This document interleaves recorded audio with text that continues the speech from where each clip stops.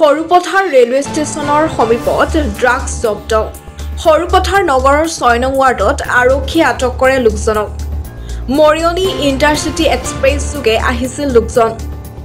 Sarupathar railway ষ্টেচনত নমাৰ পিছতেই আৰক্ষীয়ে আটক কৰে লোকজনক। ৰঞ্জিত গগৈ নামৰ লোকজনে আনিছিল ড্ৰাগছখিনি। লোকজনৰ পৰা উদ্ধাৰ কৰে দুটাকৈ চাবোনৰ বাকচত 21.75 গ্ৰাম ড্ৰাগছ। আটকাধীন লোকজন নাওজানৰ কৈৰি গাঁৱৰ বুলি জানিব পৰা গৈছে। ধনশিৰি মহকুমা ড্ৰাগছৰ গ্ৰীণ কৰিডৰ হিচাপে পৰিগণিত হৈছে। যিহেতু পঞ্চায়ত ইলেকশ্যন চলি আছিলে, তাৰ আগদিনাখন চুঙাজানৰ পথত বৃহৎ পৰিমাণৰ ড্ৰাগছ আটক কৰিবলৈ আৰক্ষী বিষয়া এখন সক্ষম হৈছিল।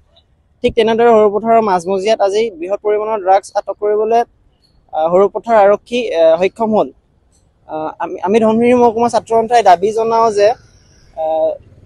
জনাওঁ যে যিসকল ধনশিৰি মহকুমাত ড্ৰাগছৰ পেছাদাৰীসকল আছে, সেই পেছাদাৰীসকলক শীঘ্ৰে আটক কৰক আৰক্ষীসকলে আৰু কঠোৰ শাস্তি প্ৰদান কৰক আৰু ধনশিৰি মহকুমাক এখন সুস্থ মহকুমা হিচাপে পৰিগণিত কৰক।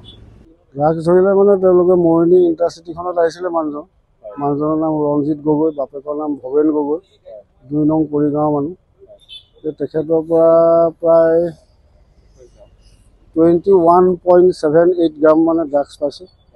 সেইখিনিকে এতিয়া পুলিচ প্ৰশাসনে চিজ কৰিছে আৰু আমাকো মাতিলে, লগতে আমিও আহিলোঁ। আহি পিনি বস্তুখিনি চালোঁ আৰু তেখেতলোকে এতিয়া মানুহজনক লৈ গ'ল আৰু থানালৈ। তেওঁ মৰিয়নি ইণ্টাৰচিটিত আহিছে, ডিমাপুৰৰ পৰা মৰিয়নি যাবলৈ আহিছিল।